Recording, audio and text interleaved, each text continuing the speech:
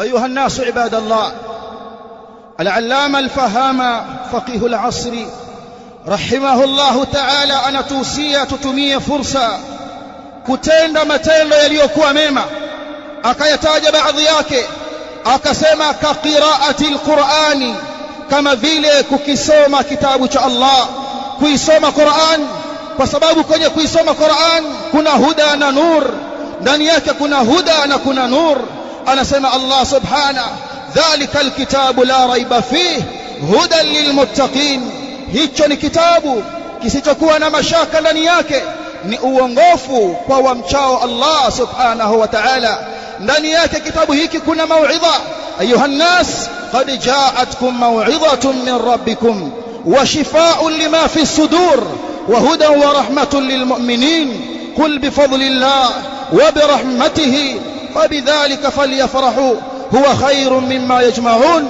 Anasema subhana kwamba enyi watu, hakika yamekujieni mauidha kutoka kwa Mola wenu. Qur'ani ni mauidha.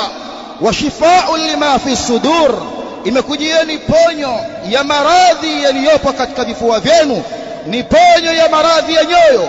Mwenye unafik akisome kitabu cha Allah, mwenye kufru akisome kitabu cha Allah, mwenye maradhi ya hasad akisome kitabu cha Allah. Wa shifaa'un lima fi sudur wa hudan wa rahmatun lilmu'minin. Ndio maana akausia al-Imam al-Uthaymeen rahimahullah kwamba tukithirishe kusoma Qur'an katika masiku haya 10 ya mwezi wa Dhulhijja.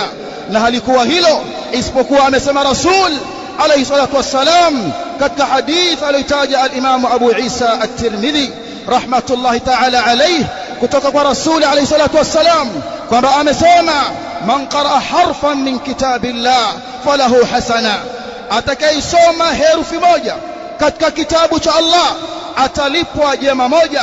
Hilo ni jema moja amelifanya. Wal hasanatu bi'ashri amthaliha, na jema moja atakalolifanya mmoja katika umma huu wa Muhammadin sallallahu alayhi wasallam atalipwa kwa 10. Hii ni zawadi pekee ya umma huu wa Mtume alayhi salatu wassalam. Hii ni zawadi kwa wao pekee. Halikuwahi kutokea hili kwa waliopita, waliotangulia nyuma yao, kwamba amefanya jambo jema akalipwa kwa 10, bali hili ni special kwa umma huu. La aqulu alif lam mim harf, sisemi alif lam mim, sisemi kwamba alif lam mim hii ni herufi moja, bali alif ni herufi na lam ni herufi na mim ni herufi.